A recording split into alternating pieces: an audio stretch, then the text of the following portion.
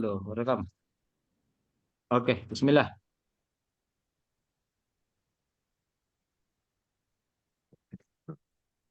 Suaranya. Mungkin headsetnya atau jangan pakai headset. Terkadang mempengaruhi itu.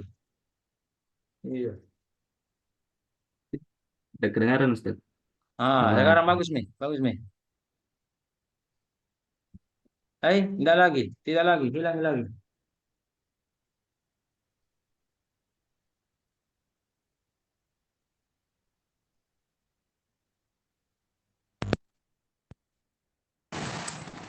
Tes.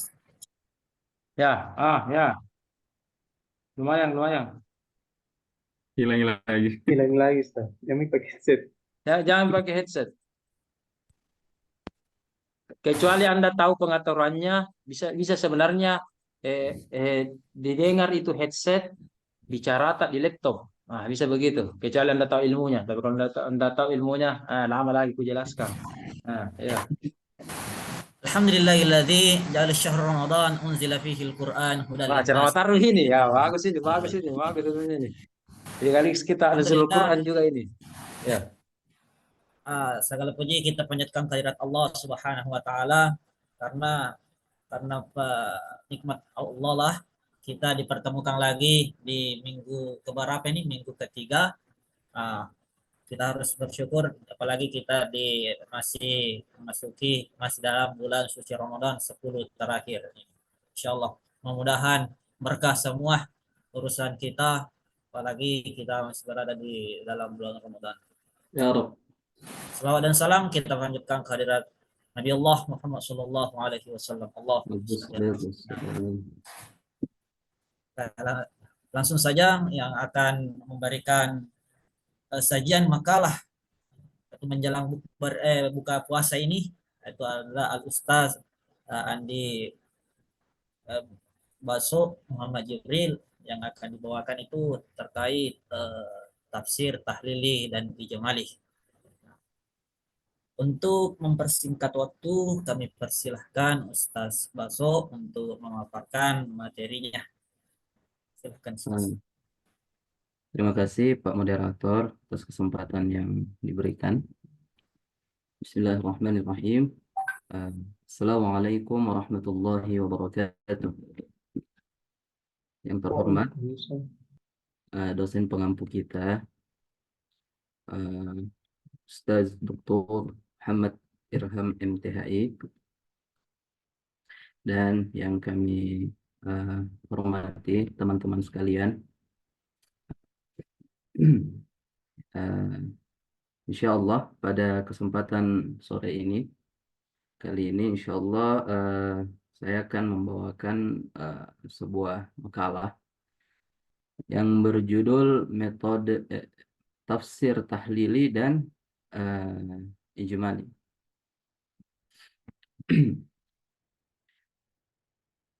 Setelah kita pelajari bersama kemarin bahwa tafsir tahlili dan ijmali itu masuk pada bagian pendekatan, ya Ustaz ya, bukan bagian metode. Dengan berpedoman pada pelajaran sebelumnya, kita memasukkan tafsir tahlili dan tafsir ijmali itu pada kategori pendekatan penafsiran dalam menafsirkan suatu ayat Al-Quran. Sebagaimana yang telah kita pelajari, pendekatan tafsir terbagi menjadi 4. Setidaknya terbagi menjadi 4. Ada tahlili, ijmali, muqaran dengan maudhu'i. Tapi pada kali ini kita akan fokus untuk membahas tafsir tahlili dan ijmali. Secara bahasa, kata tafsir itu berarti diambil dari kata bahasa Arab fassara yufassiru tafsiran, yang memiliki arti penjelasan, penyingkapan, dan penerangan. Sedangkan secara istilah, Imam Az-Zarkashi mendefinisikan bahwa tafsir adalah ilmu untuk memahami kitabullah, yakni Al-Quran, yang diturunkan kepada Nabi Muhammad, menjelaskan makna-maknanya serta mengeluarkan hukum dan hikmahnya. Adapun kata tahlili dalam bahasa Arab berasal dari kata halala yuhallilu tahlilan, bukan tahlilan, tahlilan, yang berarti membuka sesuatu, melepaskan, menguraikan, atau menganalisa atau menganalisis. Dalam KBBI, kata analisis itu dapat diartikan sebagai penyelidikan mendalam terhadap suatu peristiwa dalam rangka atau upaya menyingkap arti sesungguhnya. Atau dengan kata lain, analisis diartikan sebagai usaha untuk mendapatkan pemahaman sesuatu secara menyeluruh atau komprehensif. Dengan mengetahui kata tafsir dan tahlili barusan, kita dapat menyimpulkan bahwa tafsir tahlili merupakan suatu pendekatan tafsir yang bermaksud menjelaskan kandungan ayat-ayat Al-Quran dari seluruh aspek yang terkandung di dalamnya. Muhammad Quraish Shihab memberikan definisi yang lebih komprehensif tentang tafsir tahlili sebagai suatu pendekatan tafsir di mana para penafsir, mufassir, memeriksa dan menjelaskan ayat-ayat Al-Quran dari berbagai aspek dan maknanya, sesuai dengan sudut pandang, preferensi, dan keinginan penafsirnya.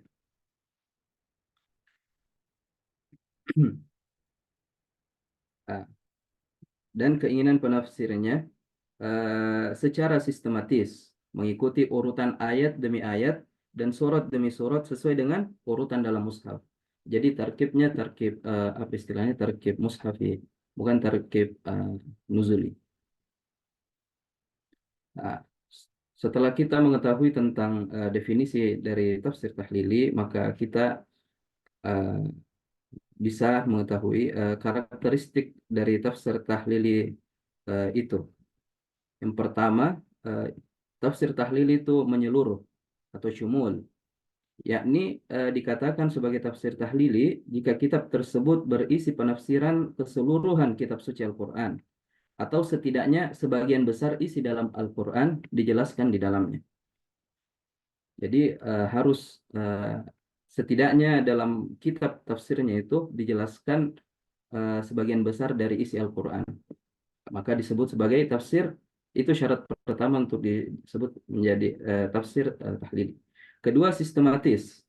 Salah satu ciri khas tafsir tahlili adalah menafsirkan ayat-ayat Al-Quran berdasarkan susunan atau urutan yang termaktub dalam mushaf Utsmani. Seperti yang pernah kita pelajari bahwa mushaf itu banyak jenisnya. Ada mushaf yang tersusun dari tarkib nuzulinya. Nah, kalau tafsir tahlili harus itu sesuai dengan mushaf Utsmani penafsirannya. Tidak boleh dari ini dulu, harus dari Al-Fatihah sampai An-Nas.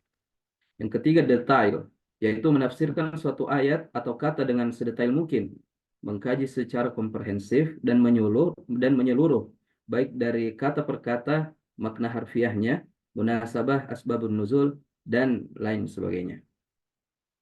Nah, yang keempat, ini yang menjadi karakteristik yang paling apa istilahnya, yang paling timbul di tafsir tahlili itu, kebanyakan kitab tafsir tahlili itu cenderung lebih panjang dan menghabiskan halaman dan jilid berjilid-jilid lah, maksudnya sampai ada yang 12 jilid, 10 jilid, 15 jilid, dan lain sebagainya. Nah, adapun pembahasan dalam kitab tafsir tahlili, dalam kitab tafsir yang menggunakan pendekatan tahlili, para mufassir mengkaji suatu ayat dalam Al-Quran dengan menyentuh berbagai aspek atau segi. Di antaranya, pertama adalah mufradat lughawiyah, yaitu kata per kata dari Al-Quran, atau kata yang gharib, misalnya kata ini diartikan seperti ini pada konteks ayat tersebut.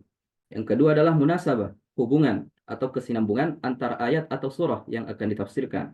Yang ketiga, asbabun nuzul, yaitu sebab-sebab atau latar belakang turunnya suatu ayat jika ada.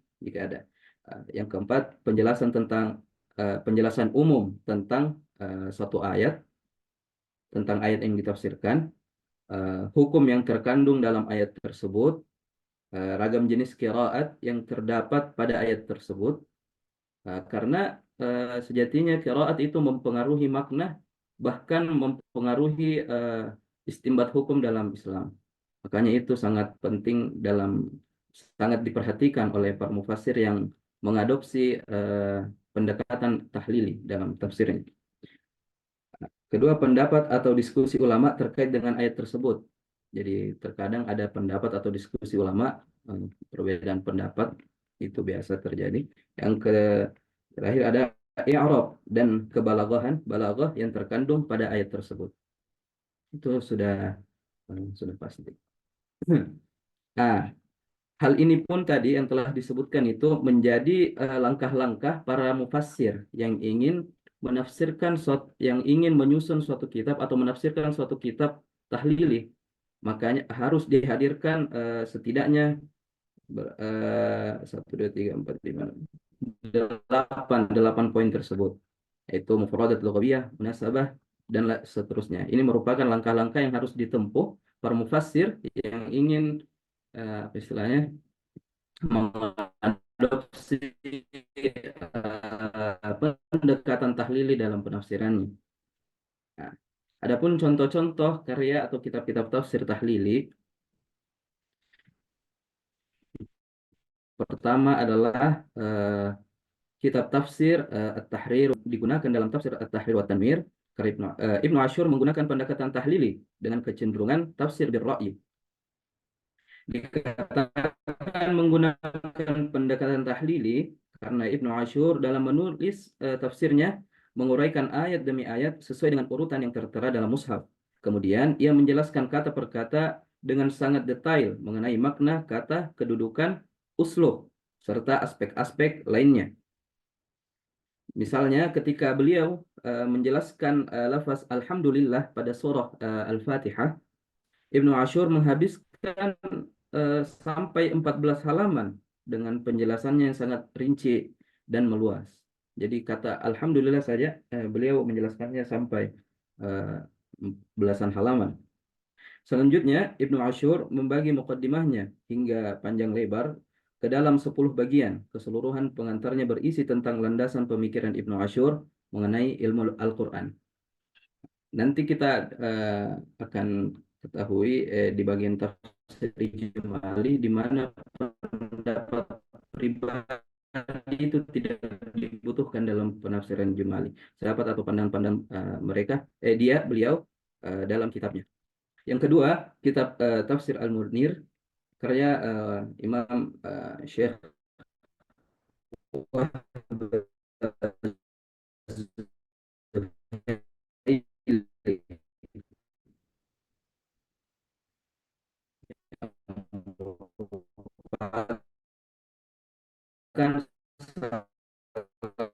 satu kitab tafsir kontemporer yang sangat populer di kalangan umat bidang tafsir dan ulumul Quran. Dari awal surah Al-Baqarah, Fatihah, sampai aspek kebahasaan, munasabah, asbabun nuzul, istinbat hukum, dan lain sebagainya.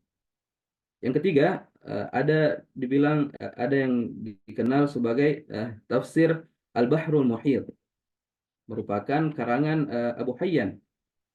Jika dilihat dari bentuknya, tafsir Bahrul Muhit ini disusun secara tahlili ala hasbi tartibil mushaf. Ini menafsirkan ayat-ayat Al-Quran dari mulai Al-Fatihah hingga surah An-Nas. Sementara Mana' Al-Qattan dan Hasbi As-Siddiqi memasukkan tafsir Bahrul Muhit ke dalam corak tafsir bir-ra'yi. Nah, di sini seharusnya metode tafsir bir-ra'yi. Dalam kitab tafsirnya ini, beliau juga memperluas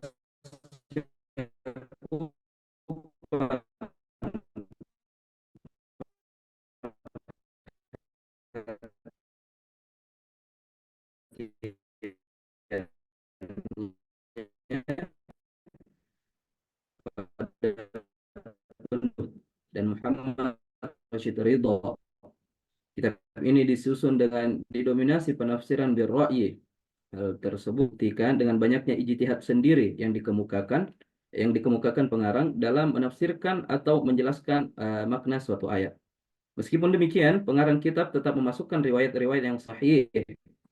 Dengan demikian, kitab tafsir ini memiliki pembahasan yang panjang. Buktinya jumlah jilid dalam kitab tafsir ini adalah sebanyak 11 jilid. Nah, ini merupakan salah satu faktor yang dapat kita eh, apa istilahnya kenal bahwa tafsir beliau merupakan tafsir tahlili. Yang pertama tadi banyak pendapat-pendapat lain yang dimasukkan, pembahasannya sangat panjang dan lain-lain sebagainya. Selanjutnya ada Jami'ul Bayan fi Ta'wilil Quran, karya Imam Jarir At-Tabari yang biasa disebut dengan tafsir At-Tabari. Hal ini dibuktikan dengan penafsiran At-Tabari yang sistematis sesuai dengan urutan mushaf serta penjelasannya yang panjang. Bahkan kitab tafsir Jami'ul Bayan berjumlah 7 jilid yang setiap jilidnya rata-rata berjumlah lebih dari 500 halaman. Dan masih banyak kitab-kitab tafsir yang lainnya yang belum sempat kami sebutkan. Selanjutnya kita beralih ke pendekatan tafsir ijmali atau global. Kata ijmali merupakan padanan dari kata bahasa yang berarti global, keseluruhan, umum. Dengan demikian, tafsir ijmali merujuk pada pendekatan untuk mengungkapkan isi dari Al-Quran melalui pembahasan yang bersifat umum dan global, tanpa memberikan penjelasan yang detail atau bertele-tele, seperti pada pendekatan tafsir tahlili tadi. Nah, para pakar menganggap bahwa metode ijmali merupakan metode yang pertama kali lahir dalam sejarah perkembangan metodologi tafsir. Hal ini didasarkan pada kenyataan bahwa pada era Nabi Shallallahu Alaihi Wasallam dan para sahabat, contohnya pada persoalan bahasa, bahasa Arab bukan menjadi penghambat dalam memahami Al-Quran. Tidak saja karena mayoritas sahabat adalah orang Arab dan ahli bahasa Arab, tetapi juga mengetahui secara baik latar belakang turunnya suatu ayat dan bahkan menyaksikan serta terlibat langsung dalam situasi dan kondisi umat Islam ketika ayat Al-Quran itu turun. Adapun karakteristik pendekatan tafsir ijmali adalah pertama, bahasa yang digunakan itu sederhana dan mudah dipahami dan sangat friendly lah bagi berbagai kalangan, khususnya bagi pemula yang bergelut di dunia tafsir atau pelajar yang memang bergelut di dunia tafsir. Itu bagus membaca kitab-kitab tafsir ijmali untuk pertama.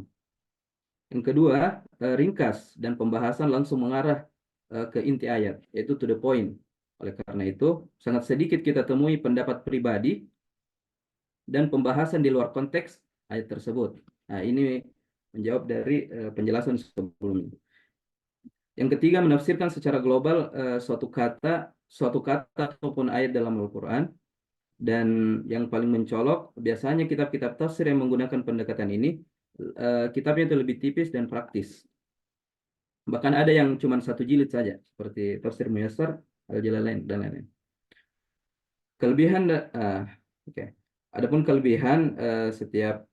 Adapun kelebihan dari tafsir ijmali, yaitu pembahasan yang sederhana, praktis, dan tidak bertele-tele. Hal ini dapat memudahkan para pembaca secara umum dan para pemula di bidang tafsir untuk secara khusus untuk memahami isi kandungan dalam Al-Quran. Adapun kekurangannya adalah menjadikan Al-Quran seakan-akan sebagai petunjuk yang bersifat terpecah-pecah atau terbagi-bagi atau tidak konsisten, dan analisis terhadap suatu ayat kurang memadai, sehingga penafsiran yang dihasilkan terkadang kurang jelas dibanding hasil penafsiran dari metode tafsir yang lain. Adapun langkah-langkah pada pendekatan tafsir ijmali, yaitu penafsir mengartikan secara global lafaz-lafaz setiap kata dalam sebuah ayat yang ditafsirkan atau dijelaskan dengan lafaz awal, seperti alif lam mim, Allahu ya'lamu bi muradih, dzalikal kitabu ila akhir. Dzalika ini Alkitab.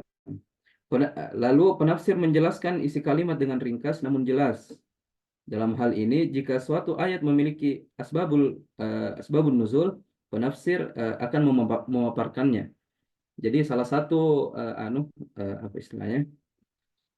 yang harus diperhatikan dalam tafsir ijmali yaitu asbabun nuzulnya. Meskipun pada eh, sekilas kita melihat bahwa tafsir ijmali itu menjelaskan ayat, menjelaskan kata demi kata saja. Tapi kalau terdapat asbabun nuzul pada ayat tersebut, itu harus dicantumkan juga kalau di tafsir ijmali. Terakhir, penafsir memaparkan pendapat-pendapat terdahulu yang telah dilontarkan mengenai ayat yang ingin ditafsirkan. Pendapat yang dimaksud yaitu adalah pendapat hadis Nabi Muhammad SAW, para sahabat, tabi'in maupun para penafsir terdahulu. Contohnya dalam tafsir Jalalain, Alif Lam Mim, dzalikal kitabu la raiba fihi hudan lil muttaqin. Dia kalau di tafsir Jalalain, tafsirnya itu Alif Lam Mim, Allahu a'lamu bimuradih. Bidzalik, dzalika itu hadza al-kitabu ay alladhi yaqra'uhu Muhammad. La raiba ay la syakka ila akhir. Nah, dapat kita lihat bahwa Imam Jalaluddin dalam menafsirkan ayat tersebut sangat sederhana dan memfokuskan makna kata per kata saja. Adapun asbabun nuzul tidak dijelaskan sebab ayat tersebut tidak memiliki latar belakang peristiwa yang menyebabkannya ayat tersebut turun. Adapun kitab-kitab tafsir ijmali yang terkenal yaitu pertama tafsir Al-Jalalain karangan Jalaluddin As-Suyuti bersama Jalaluddin Al-Mahalli yang sangat populer di kalangan akademisi. Kitab ini menafsirkan suatu ayat dengan global, bahasa yang digunakannya juga sederhana dan sangat ringkas. Bahkan kitab ini hanya menghasilkan 2 jilid saja. Yang kedua, Tanwirul Mikbas min Tafsir Ibni Abbas, yaitu sebuah kitab tafsir yang berisi tentang penafsiran Ibnu Abbas radhiyallahu anhu, salah satu sahabat Rasulullah sallallahu alaihi wasallam yang memiliki keistimewaan dalam pemahamannya dengan Al-Qur'an. Kitab ini disusun oleh Imam Al-Fayruz Abadi. Yang ketiga, At-Tafsir Al-Muyassar karya Syekh Abdul Jalil Isa dalam ini tafsir Muyassar itu seperti kayak Al-Qur'an terjemahan modelnya. Jadi seperti Al-Qur'an dengan terjemahan bahasa Arab seperti kayak begini. Tidak terjemahannya ini. Jadi itu sangat tipis itu tafsir Muyassar, cuma 1 jilid saja. Nah, itu dia mengadopsi pendekatan ijmali. Adapun perbedaan tafsir tahlili dan tafsir ijmali, karena kita telah menjelaskan memaparkan tentang apa itu tafsir tahlili dan tafsir ijmali, terdapat beberapa perbedaan, yaitu tentunya dari segi pengertian. Tafsir tahlili berarti menafsirkan suatu ayat dengan rinci dan sedetail mungkin, sedangkan tafsir ijmali menafsirkan suatu ayat secara umum dan global. Yang kedua, pembahasan. Nah, tafsir tahlili dalam menafsirkan suatu ayat dapat menyentuh berbagai aspek, di antaranya munasabah, qiraah, mufradat, lughawiyah, balaghah, dan lain sebagainya. Sedangkan tafsir ijmali hanya fokus menafsirkan secara global makna yang terkandung pada suatu ayat maupun kata yang ditafsirkan, dan pembahasannya juga terbatas. Yang ketiga, bahasa yang digunakan. Biasanya tafsir tahlili menggunakan bahasa yang sedikit lebih rumit dan terkesan bertele-tele. Sedangkan ijmali menggunakan bahasa yang sederhana dan to the point. Yang 4, fisik kitab, yaitu kitab tafsir itu cenderung menghasilkan banyak halaman hingga berjilid-jilid, sedangkan tafsir ijmali biasanya hanya menghasilkan beberapa jilid saja. Bahkan ada di antaranya hanya memiliki 1 jilid saja.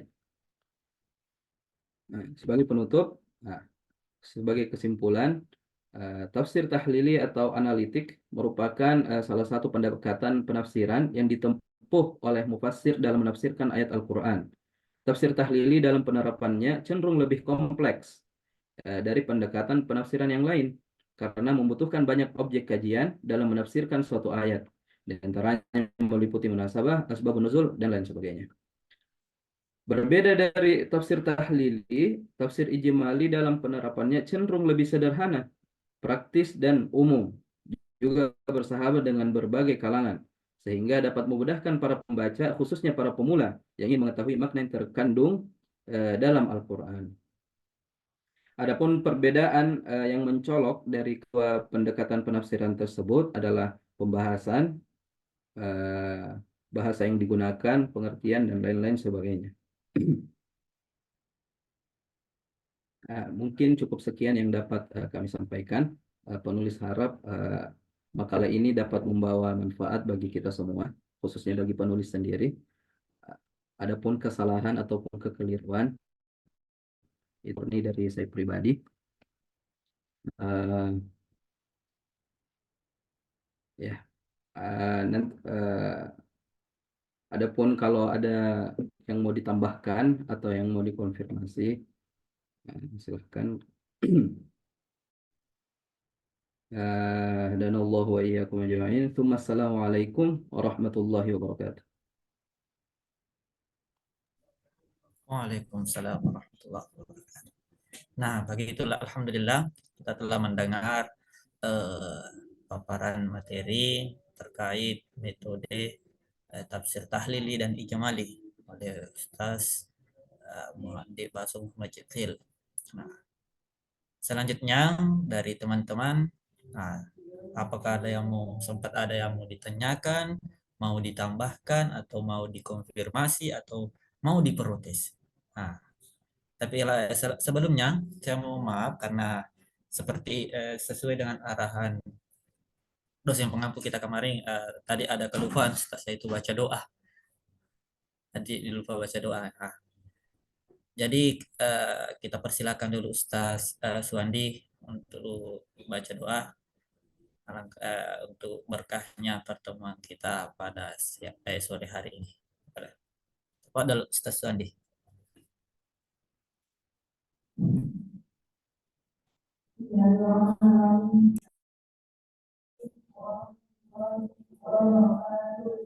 Halo Ustaz Suwandi. Jaringan kapan kalau begitu? Kalau tekan jaringan. Oh ya.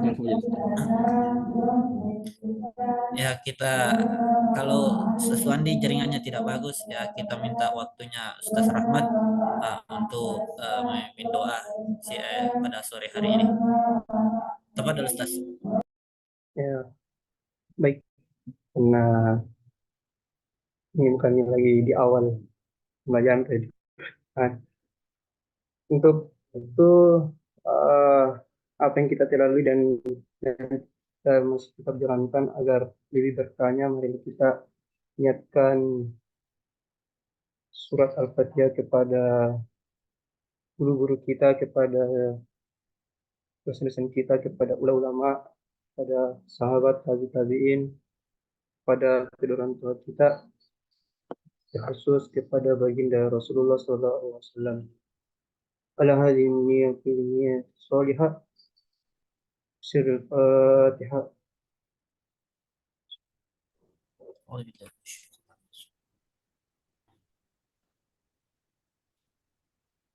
Alhamdulillah. Syukron Ustaz Rahmat telah memimpin baca doa pada perkuliahan hari ini.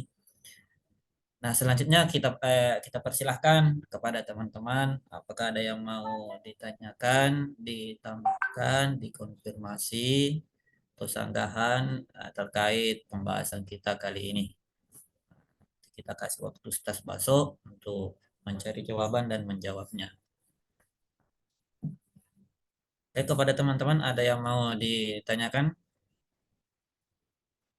Di Ustaz Suwandi, Ustaz Ibnu Furqan, Ustaz Rahmat, Ustazah Nur Wahida.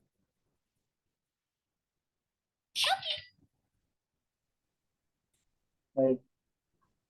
Ustaz Suwandi. Nah, Ustaz Suwandi dulu. Apa dulu Ustaz? Oke, terima kasih atas kesempatan yang diberikan. Pertama, apakah memungkinkan metode tahlili ini digabungkan dengan metode ijmali? Apakah memungkinkan? Kemudian, apakah kalau misalnya ini tafsir Jalalain, itu kan salah satu tafsir yang ada syarahnya, ada yang mensyarah. Apakah itu juga tetap masih dianggap tafsir ijmali karena kan sudah ada penjelasannya. Masihkah dianggap tafsir ijmali? Kemudian ada lagi satu tafsir Al-Baghawi yang semasa dengan tafsir Ibnu Katsir. Kita ketahui bahwa tafsir Al-Baghawi ini tahlili juga, namun penjelasannya cenderung ke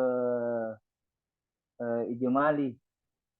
Kemudian muncul pertanyaan, apakah metode yang sebenarnya dipakai oleh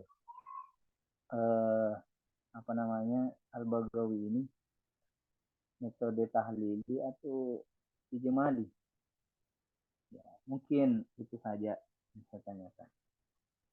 Terima kasih.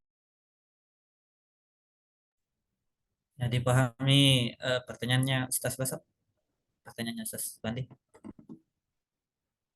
Oke. Selanjutnya dari teman-teman ada Ibnu Furqan. Ya, tafadhal Ustaz. Baik, sebelumnya terima kasih atas kesempatan diberikan kepada saya. Jadi pertanyaan saya, bagaimana semestinya kita sebagai seorang mufassir itu memilih metode yang baik dalam menafsirkan Al-Quran agar terhindar dari kesalahpahaman dalam menafsirkan Al-Quran. Contoh kasusnya misalnya ketika kita konsisten dengan tahlili. Bagaimana upaya yang kita lakukan supaya tetap konsisten dengan metode tahlili supaya tidak berpindah ke metode-metode lain. Kan biasanya itu ada orang yang ditafsirkan sudah dipilih kata kuncinya dari tiap ayat tersebut, tapi dia mengarah ke maudhui, itu pun juga ijmali. Bagaimana apa yang dilakukan seperti itu supaya kita konsisten dengan metode kita. Kemudian pertanyaan kedua, apa kelebihan dan kekurangan dari metode tahlil dan ijmali tersebut dibandingkan metode-metode yang lain? Seperti itu, Ustaz. Terima kasih. Ya, kayaknya.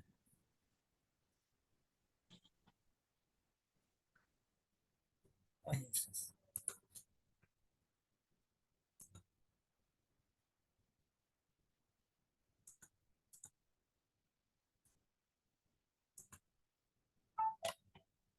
Oke, jadi ada dua pertanyaan dari Ustaz Ibnu Furqan. Bagaimana konsisten kita dalam menggunakan satu metode, tidak lari dari metode lain. Yang kedua, kekurangan dan kelebihan. Dari teman-teman yang lain, ada dari Ustaz Rahmat, Ustaz Wahidah.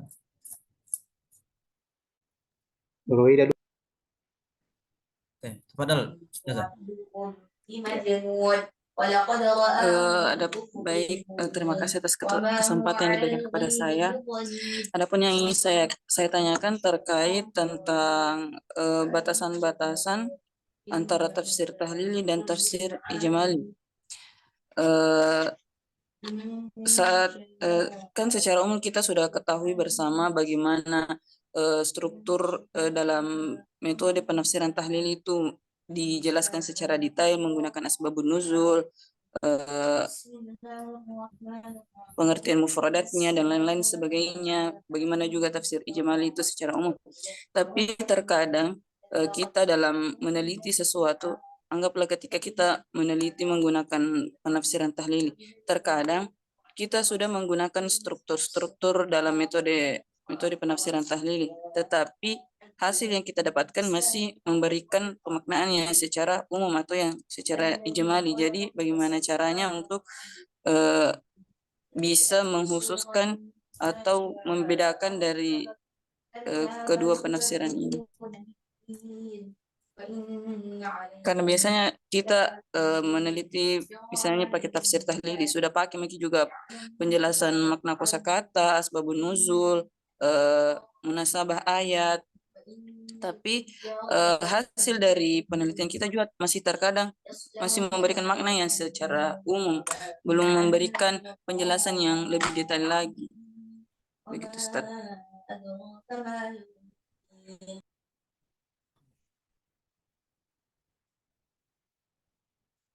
Selanjutnya dari Ustaz Rahmat.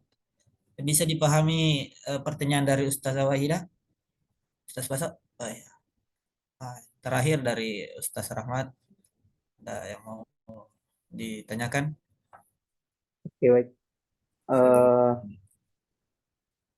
jadi mungkin gini apa namanya, secara teori ataupun secara definitif kita sudah mengetahui mungkin pengertiannya tahlili begini, kemudian langkah-langkah untuk melakukan tahlili begini, dan begitu pun juga dengan ijmali. Nah, ini pertanyaan saya, bagaimana kalau posisinya kita sebagai pembelajar tidak memahami atau tidak menguasai ilmu bahasa Arab. Nah, kira-kira dalam prakteknya kita mau menganalisis sebuah tafsir bahasa Arab, bagaimana kita bisa ketahui sebuah tafsir ini menggunakan metode tahlil atau ijmali?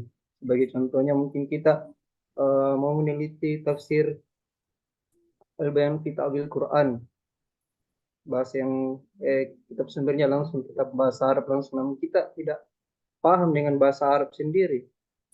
Nah, kita disuruh menganalisis ini sebuah tafsir bahasa Arab ini. Bagaimana kita tahu bilang apakah ini menggunakan metode tahlili kah ataukah ijmali? Padahal secara teori mungkin kita mengetahui secara definitif bilang ini tahlili begini, kemudian langkah-langkahnya begini, tapi karena kemampuan dalam bahasa Arab kita kurang, sehingga kita kurang dalam bisa menganalisis bahwa kitab tafsir ini menggunakan metode ini. Nah, jadi mungkin saya hanya bisa diberikan contoh lah, tafsir bahasa Arab, bagaimana kita bisa menganalisis bahwa ini adalah tahlil. Mungkin begitu, Ustaz.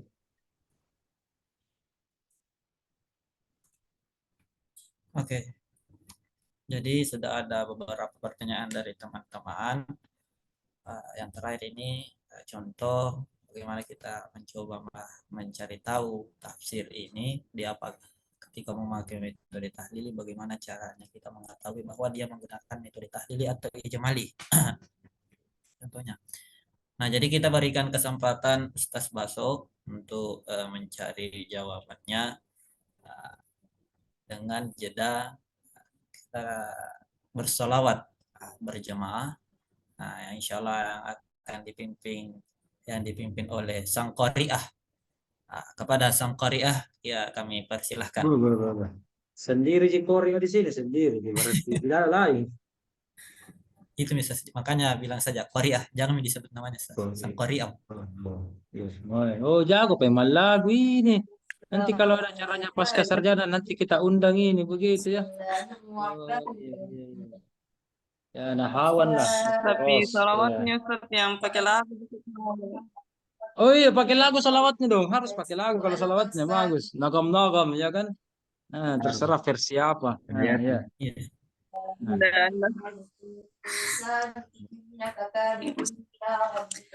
Sallallahu ala Muhammad. Sallallahu alaihi wasallam. Sallallahu ala Muhammad. Sallallahu alaihi wasallam. Anta syamsun, anta badrun, anta nurun fawqa nuri, anta ikthiru wa ghori, anta ikthiru ghori. أنت شمس أنت بدر أنت نور فوق نوري أنت شمس أنت بدر أنت نور فوق نوري أنت إكثير وغني أنت مصباح صدوري صلى الله على محمد صلى الله عليه وسلم صلى الله على محمد صلى الله عليه وسلم. إلى حضرة النبي المصطفى صلى الله عليه وسلم. الفاتحة. بسم الله. الحمد لله رب العالمين الرحمن الرحيم إياك نعبد وإياك نستعين صراط الذين آمين آمين آمين صلى الله عليه وسلم. Ini Masya Hawahida mentang-mentang pemakalannya Jibril, salawatnya juga. Jangan-jangan nanti kalau Ustaz Suwandi nanti dibikinkan juga salawat, salawat Al-Halim. Iya kan? Bagus ini salawat ini aja ini. Atau kita patenkan saja ini bintang tamu abadi ini ya. Bagus suaranya Allah. tahu. Mantap ya. Oke, tapi terserah Betul, betul. moderator ya. Yang penting ingat moderator itu Setuju. menentukan siapa yang salawat dan doa. Jadi terserah moderator ya. Ya, oke silakan moderator. Saya kembalikan ke kita. Oke, alhamdulillah kita sudah mendengarkan salawat Jibril oleh sang qari'a kita Ustaz Nur Wahida Hamzah. Nah, untuk mempersingkat waktu kita berikan kesempatan Ustaz Jibril untuk menjawab jawaban dari pertanyaan teman-teman tadi. Ada kurang lebih ada 5 pertanyaannya. Ya, tafadhal Ustaz. Alaihi salatu wassalam. Masya Allah. Saking syahdunya sampai saya lupa cari jawabannya. Jadi mungkin ada extra time. Masya Oh, Allah. diulangi salawatnya diulangi. Diulangi Jadi, supaya untuk ini, oh Ustaz. gitu, injury time dia, extra time dia. Bismillahirrahmanirrahim.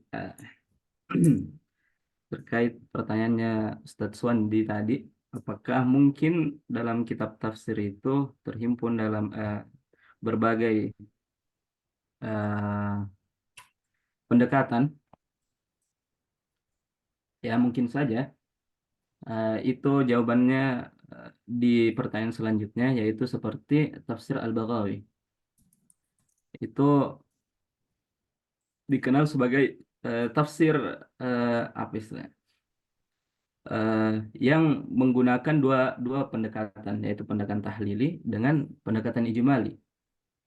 Saking tengah-tengahnya itu para ulama berbeda pendapat bahwa ini apakah masih masuk di tafsir tahlili.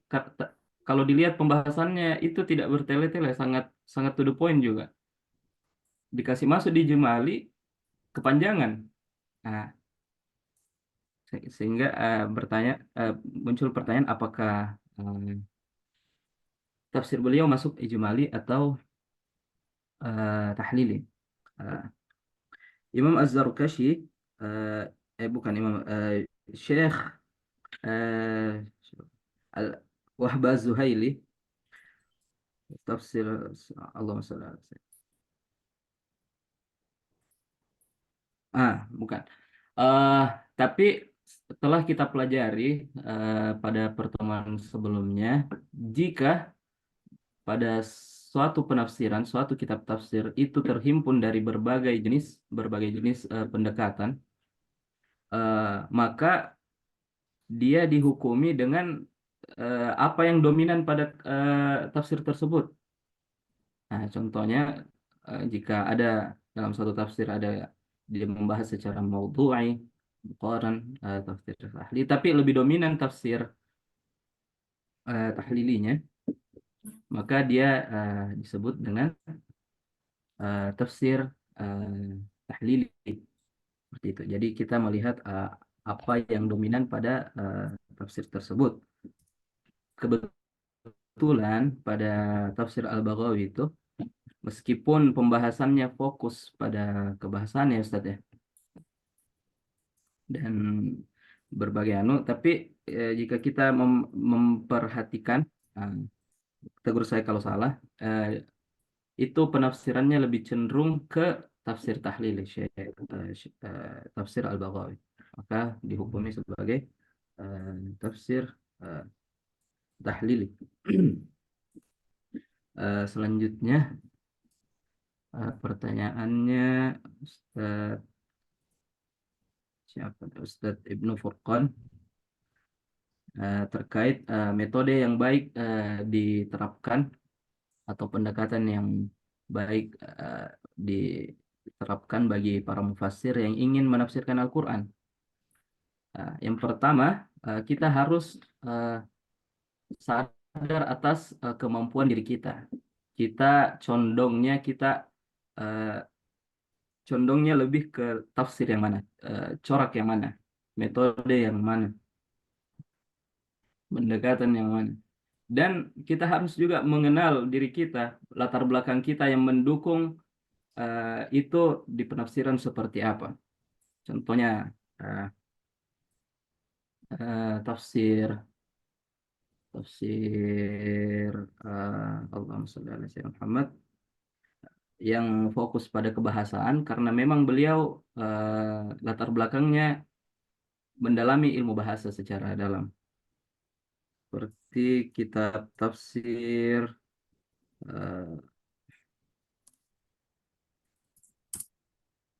Al-Bayan fi Ta'wilil Quran. Atau ada juga metode yang jadi intinya inti dari pertanyaannya adalah metode apa yang paling baik, bagaimana cara kita menentukan metode yang terbaik untuk menafsirkan Al-Quran, itu dengan melihat kemampuan diri kita yang pertama, bidang apa yang kita kuasai, dengan metode apa kita nyaman untuk menafsirkan ayat Al-Quran. Nah, seperti itu, Ustaz. Terus batasan cakupan atau pembahasannya, tafsir tahlili itu lebih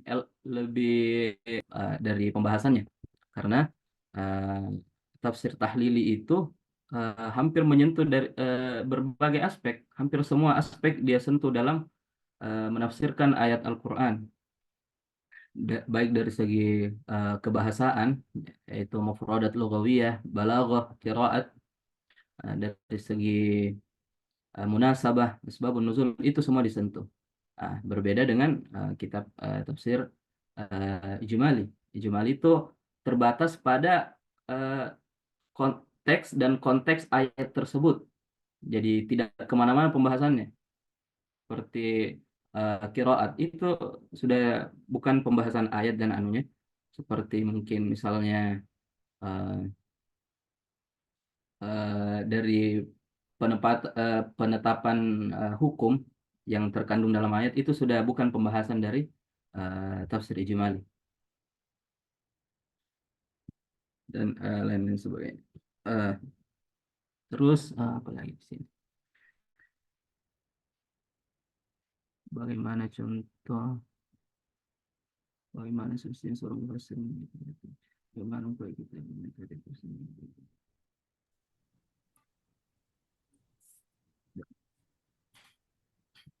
Oke, bagaimana upaya kita agar metode tafsir yang kita gunakan itu tidak melenceng ataupun tidak berpindah-pindah?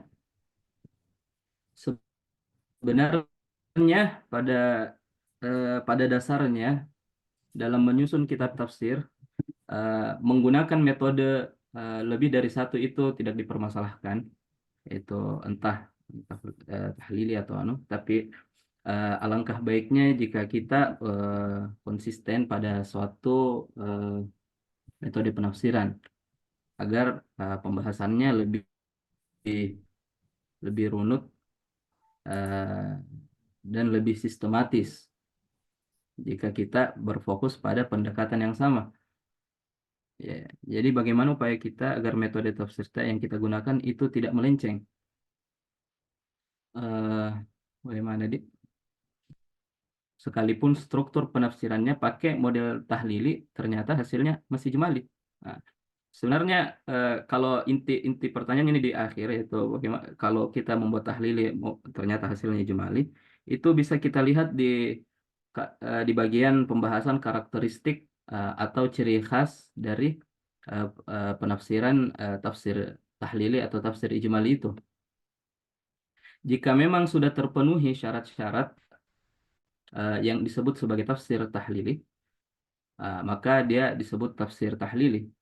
Kalaupun dia tidak memenuhi syarat tafsir tahlili, maka bisa jadi dia masuk ke kategori tafsir ijmali.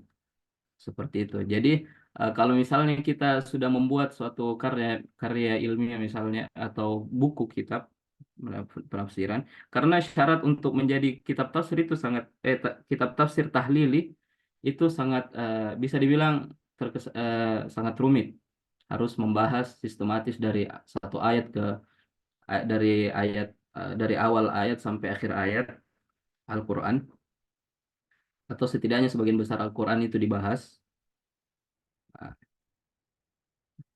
dan sistematis sesuai dengan urutan mushafi, tarkib mushaf, tarkib surah. Sedangkan ijmali tidak demikian. Bisa kita membahas suatu pembahasan khusus misalnya pada konteks ayat ini, kita bahas secara umum apa ini, itu tetap dimaksud tafsir ijmali meskipun tidak sampai menyeluruh sampai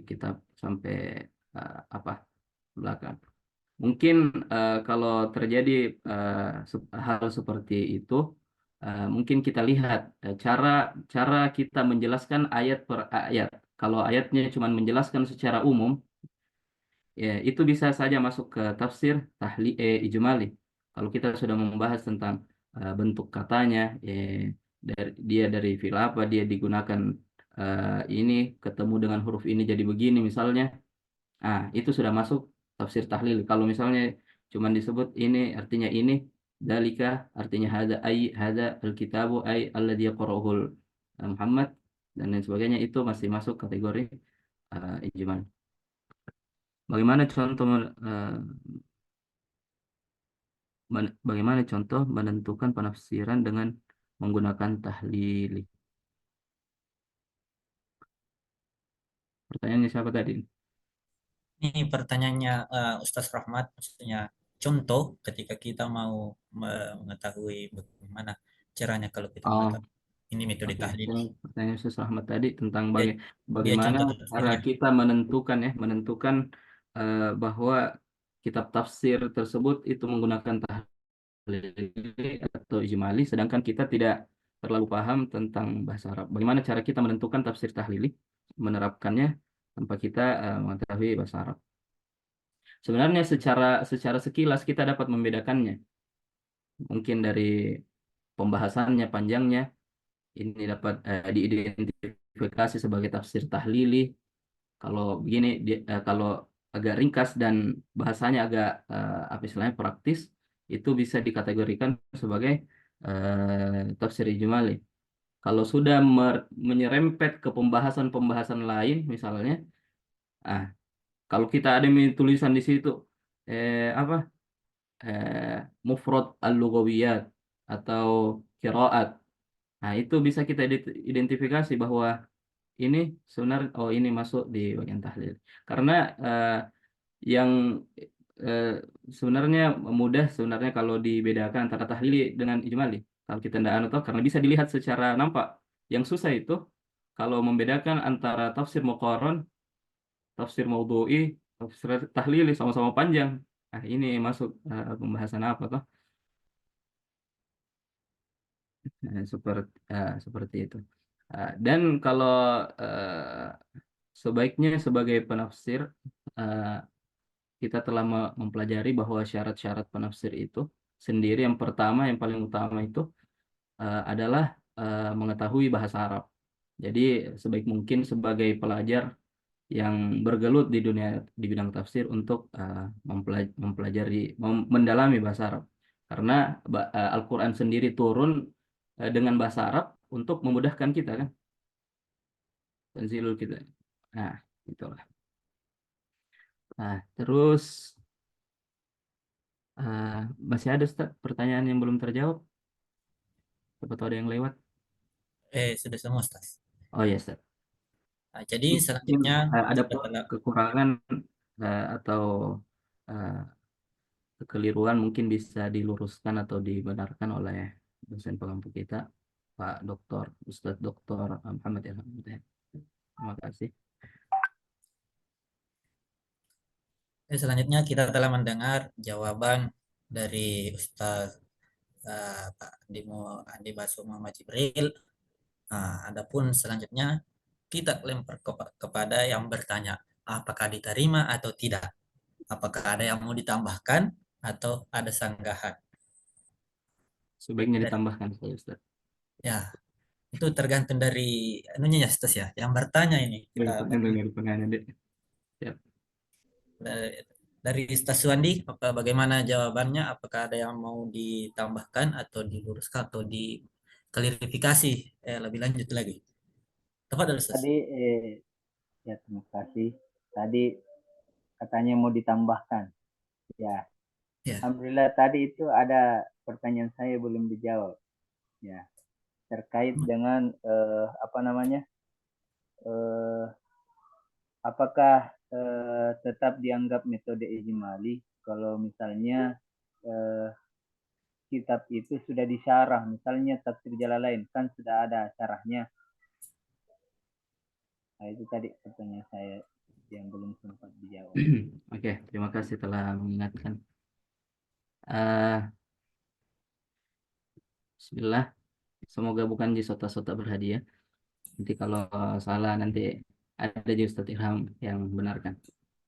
Apakah kalau Ustadz, apakah kalau tafsir ijmali masih dianggap ijmali kalau sudah ada mensyarat tafsirnya, misalnya dalam tafsir Al-Jalalain kita dapat melihat syarahan atau penjelasan dari kata-kata dari kata atau pembahasan makna tertentu. Tapi sekali lagi pembahasan tersebut, syarah tersebut, penjelasan tersebut itu masih dalam apa istilahnya, dalam ruang lingkup teks dan konteks ayat tersebut. Nah, jadi dia mungkin mensyarahkan, tapi mensyarahkan secara umum, secara global. Seperti itu, Ustaz. Jadi apakah dia masih dianggap ijmali? Ya, tetap ijmali. Selain karena memang dominannya pada tafsir Al-Jalalain kan metode ijmali. Makanya dia tetap dihukumi ijmali. Meskipun di beberapa ayat terdapat pembahasan-pembahasan penjelasan syarah-syarah tertentu. Jadi pertanyaan apakah tetap dianggap? Iya, tetap dianggap sebagai metode ijmali selama syarahnya itu masih dalam koridor teks ayat tersebut, tidak merembes ke pembahasan-pembahasan lainnya. Seperti itu, Ustaz. Bagaimana Ustaz Suwandi? Oke sih. Insya Allah. Insyaallah. Selanjutnya yang tadi ya, pertanyaan Ibnu Furqan, apakah diterima atau masih ada yang mau ditambahkan, diklarifikasi? Alhamdulillah sudah Bang. Insyaallah. Sudah, Ustaz? Insyaallah. Insyaallah. Oke. Ya, kepada Ustazah Nur Wahidah, bagaimana tanggapan dari jawaban Ustaz Wandi? Apakah diterima atau Ustaz, bukan. Nggak Mau usah Suwan. memastikan saja Ustaz. Kayaknya mau memastikan. Ini.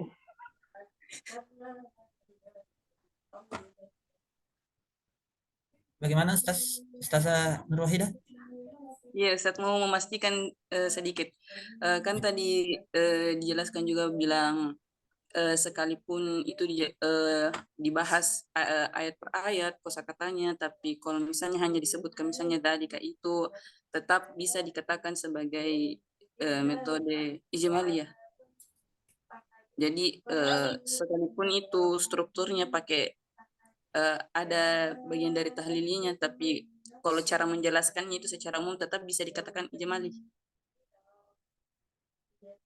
Sepemahaman saya seperti itu, Ustaz. Baik, baik Ustaz. Syukuran. Diterima Ustaz Nur Wahidah? Sah? Masih bertabrakan kurasa ini. Apanya bertabrakan ini? Kalau jadwal Enggak, bertabrakan itu biasa. kan begini, secara umum kan metode tahlil itu kan ada asbabun nuzulnya, kosakatanya, ya berbagai struktur yang lainnya lah. Sedangkan Ya. ijmal itu kan penjelasan secara umum, artinya tidak ada embel-embelnya kayak tahlili begitu. Tapi kalau misalnya kita sudah pakai struktur tahlili, tapi cara menjelaskan kita belum ceritanya khusus, Oh, begitu. Misalnya seperti kemarin kata khosyah dan yakhshawna dengan kata apa lagi kemarin? Khofa. Yakhofun. Iya. Khof. Seharusnya itu kan kalau metode tahlil itu bisa dibedakan struktur. Yakhofun ini untuk apa, yakhshawna ini untuk apa. Tapi kalau hanya sekedar dijelaskan yakhofuna ini adalah artinya ini, yakhshawna ini artinya ini, apakah masih dikatakan begitu tadi maksud saya? Kalau misalnya Kalau memang berpedoman pada satu kata saja, misalnya yakhshawna saja sama yakhafuna, yang dibedakan, itu bisa masuk ke struktur tafsir tahlil yang kita maksud tadi, karena itu sudah menyangkut tentang maani kalimat atau makna-makna kalimat, apa yang membedakan tentang khauf sama yakhshawna, apa yang membedakan tentang abun walid dan lain-lain sebagainya toh. Tapi kalau dilihat secara keseluruhan bagaimana Ustazah? Kalau memang terfokusnya pada satu kata saja, misalnya kata itu memang masuk pada struktur tafsir tahlili, karena sudah eh, membahas tentang kata-kata yang di luar konteks ayat tersebut. Misalnya ya, tulisannya yakhshawna di situ di ayat, tapi dia datangkan kata baru seperti yakhafuna, ya kan? Nah, terus bagaimana siapa tahu yang mengakibatkan anu tak disebut masih tahlili ijmali kemarin, mungkin pada pembahasan yang lain, seperti mungkin pada kata ulil albab kurang ditafsirkan mungkin dan lain-lain sebagainya. Tapi kita juga harus melihat secara keseluruhan dari penafsiran kalau dipahami, Ustaz. Tapi kalau memang terfokus pada kata itu saja, itu sudah masuk ke tafsir. Wallahu a'lam. oh iya, makasih Ustaz, syukuran. Bagaimana Ustaz Nur Wahidah? Sah? Insyaallah. Nanti kalau bisa dijelaskan lagi sama Ustaz. Oh iya. Nanti dilengkapi sama Ustaz. Ya, nanti diluruskan kepada sama dosen pengampu kita. Selanjutnya yang terakhir itu bagaimana tadi Ada lagi satu Jibril. Ini Porina semua saya.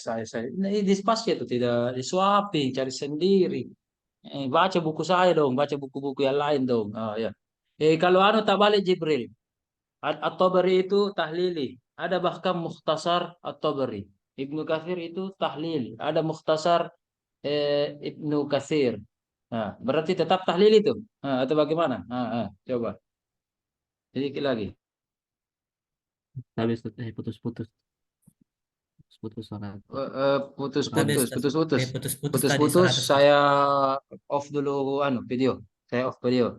Tadi ijmali disyarah. Nah, disyarah. Ijmali disyarah ya. Syarahnya itu bisa misalkan Majmul Bahrain ya. Al-Qarqi itu dan seterusnya. Ada beberapa itu ulama yang syarah jalan lain. Nah, sekarang dibalik. Yang tahlili Tabari Ibnu Katsir itu semua ada mukhtasarnya. Alias Sabuni membuat mukhtasar itu. Nah, pertanyaannya, At-Tabari itu tahlili. Ketika di mukhtasar tetap tahlili juga. Nah, atau bagaimana? Nah, itu menarik itu. Nah, lanjut, silakan. Uh, ya, uh, ya tergantung pembahasan atau objek kajiannya dalam mukhtasar itu, Ustaz. Kalau memang objek kajiannya atau objek analisanya masih berbentuk umum, menggunakan bahasa yang ringkas, padat, dan to the point, itu bisa saja mukhtasornya itu dimasukkan ke tafsir eh, tafsir ijmali. Sedangkan kalau memang dalam mukhtasornya juga membahas merembes ke penafsiran pembahasan-pembahasan lain, nah, itu bisa saja masuk ke eh, pendekatan tahlili yang diringkas. Pendekatan tahlili eh, yang di yang diringkas ya. Tapi, jadi mungkin lebih penekanannya di objek kajiannya, Ustaz, pada mukhtasar tersebut. Seperti itu.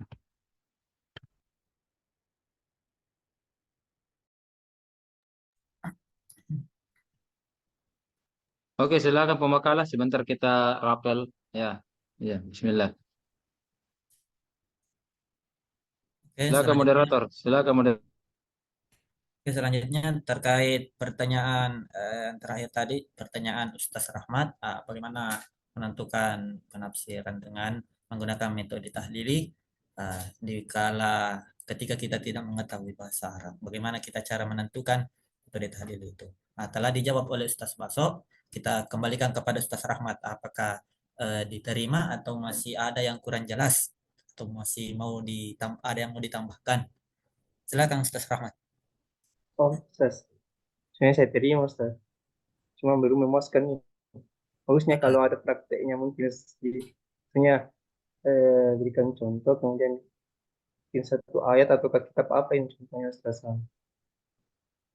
Supaya lebih karena tadi kan hanya dikatakan bahwa kalau mau cepat mudah kita tahu bahwa itu adalah sebuah tafsir tahlili.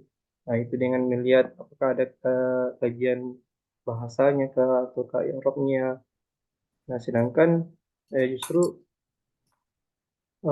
kita tidak bisa bedakan ketika uh, seperti dikatakan tadi bahwa tafsir Maududi juga materi Maududi dengan Quran juga mau hampir sama dengan apa namanya tahlili. Jadi bagusnya mungkin ada yang diperlihatkan atau prakteknya seperti itu. Nah, baik.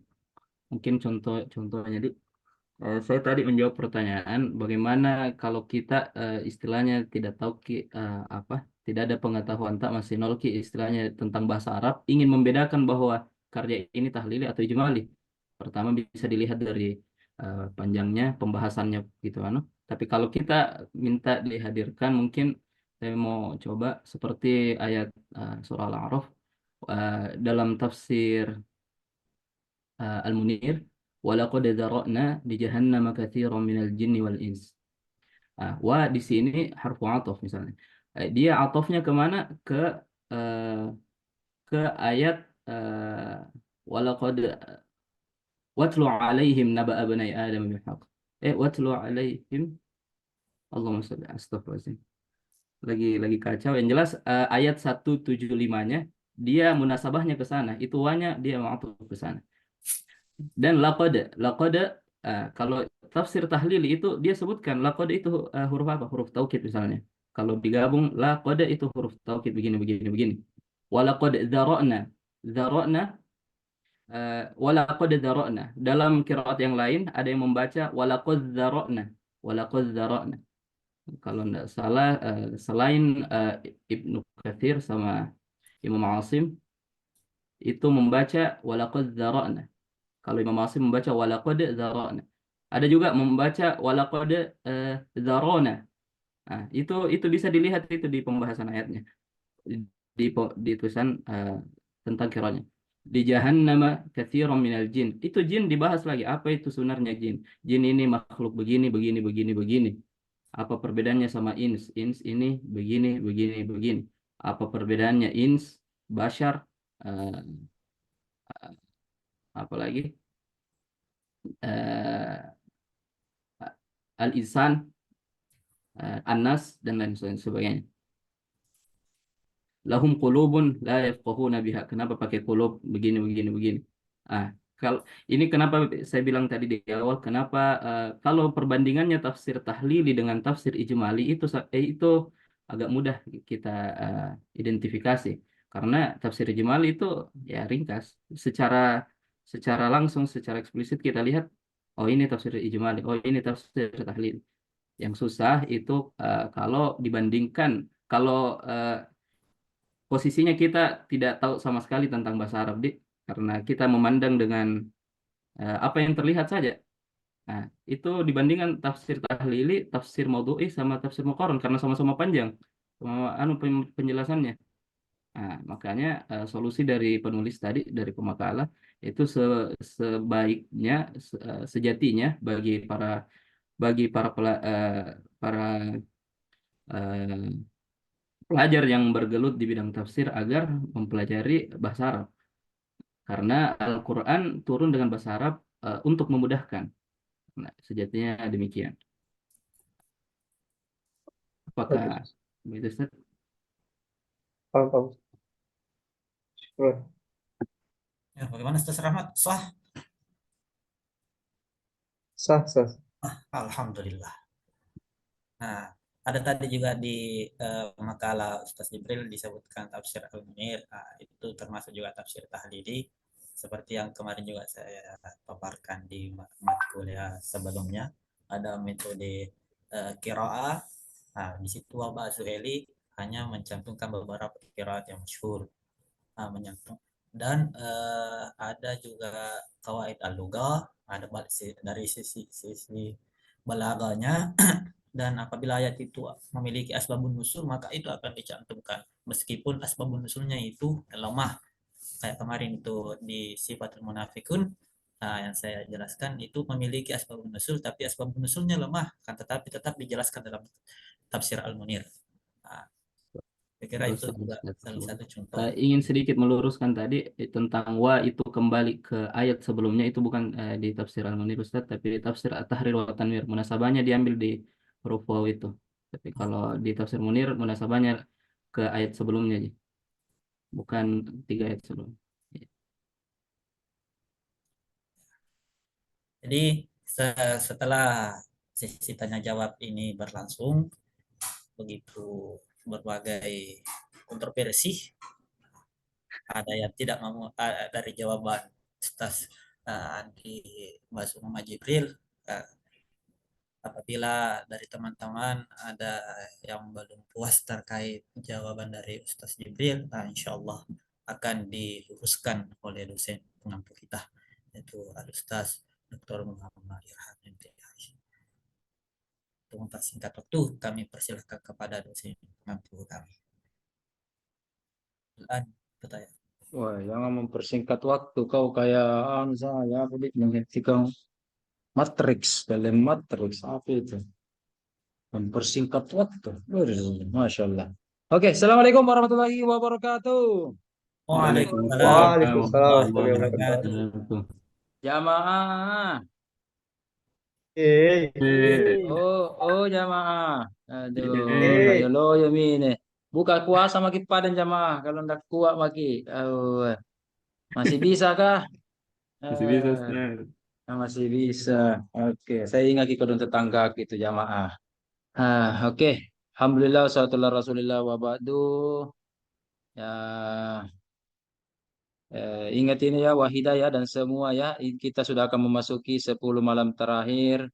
Ada 2 tradisi itu yang biasa kita lakukan. Kalau bukan iktikaf di masjid, iktikaf di mall. Ya silahkan pilih di mana mau beriktikaf 10 malam terakhir. Apalagi katanya THR sudah cair. Ya kalau di malam pertama itu kota amal penuh. Ini kota apa lagi sini? Kota parkiran lagi mungkin penuh ya. Dan seterusnya. Kita langsung melihat makalah dari Saudara Jibril. Ya, pertama nanti minggu-minggu depan tidak mau lihat lagi kesalahan metodologi atau KTI. Kita sendiri mau lihat menulis judul apakah cuma huruf pertamanya besar atau semua kapital, fontnya berapa ini, fontnya berapa ini. Apakah 11, 12 atau berapa itu lihat sendiri di pedoman. Kira-kira Kira-kira masuk sudah dapat anunya. Jibril, sudah dapat. Berapa ukuran fontnya? Ini tahlili juga transliterasi, tidak ada transliterasinya nih. Hati di bawahnya mana ini? Masih mau Linya dipelajari. panjang. Belum dipelajari. Pelajari. Pak Kinta Ki, harus mengajari ini. Nah, Iya. ya, dan seterusnya. Ini juga ini saya. Ini. Pakai haya, ini orang Malaysia mungkin atau roh. Saya tadi bahasa apa ini ya? Ibu. Ya, dan seterusnya. Ini juga MAG-nya ini lari kemana ini? Astagfirullah. Ini Ayu Ting Ting ini lama palsu ya. Eh, tapi tidak Menarik. apa-apa, tidak apa-apa. Kita balik-balik namanya. Kalau saya alhamdulillah sudah menunaikan ibadah haji. Kalau Prof Ahmad itu belum. Tapi tidak apa-apa Ji. Saya tidak mempermasalahkan itu. Yang penting yang saya masalahkan ini MAG-nya dan cara membuat gelarnya. Begitu. Coba lihat tadi begini ya. Kayaknya Tadi error begini gitu, ya. Ustaz. Tidak ada istilah. Yang penting sudah terlihat tidak ada. Nasi sudah menjadi tai. Oke, sudah tak kalah dinilai nih. Ya, ini dan seterusnya diperbaiki dan ini juga ini kalau menulis ini jangan letak begini. Sudah deh. Nama kebalas teknis metode teknis. Belajar sendiri teknis itu. Saya langsung mau melihat mengkaji bagaimana kita ini tahlili. Oke, tahlili kita lihat secara bahasa. Nah, ini belum ada kamus saya lihat ini yang Anda ambil ini. Mana kamus? Tidak ada ya. Kalau begitu kita lihat merujuk dulu ke kamus. Kita mau perkuat dulu makna bahasa. Tadi ada yang mau belajar bahasa Arab dan seterusnya. Oke, kita lihat dulu kajian-kajian bahasanya. Apa itu tahlil? Betul ya? Betul. Kita lihat bagaimana kajian tahlili. Oke. Oh, ini. Bahasa Arabnya tahlili berawal dari kata apa itu Jibril? Halla. Halal. Sekarang saya mohon Jibril baca dulu nih satu halaman, satu baris. Baca nih. Ini Halla. kitab kamus. Halla, Halla. bukan halla. Halla. Halla. Oke. الحاء واللام له فروع كثيرة ومسائل وأصلها كلها عندي فتح الشيء لا يشد عنه شيء. Betuanna, artinya. Bagaimana cara Anda menafsirkan ini atau menerjemahkan? Kamus ini kamus. Ibnu Faris ini. Ini di jilid kedua ini di kitab beliau halaman 20 itu kalau tidak salah. Apa terjemahannya? Aku pecah kok Jibril. Kau dari Mesir baru tidak jauh-jauh kok sekolah di Mesir baru tidak bisa terjemahkan. Terus.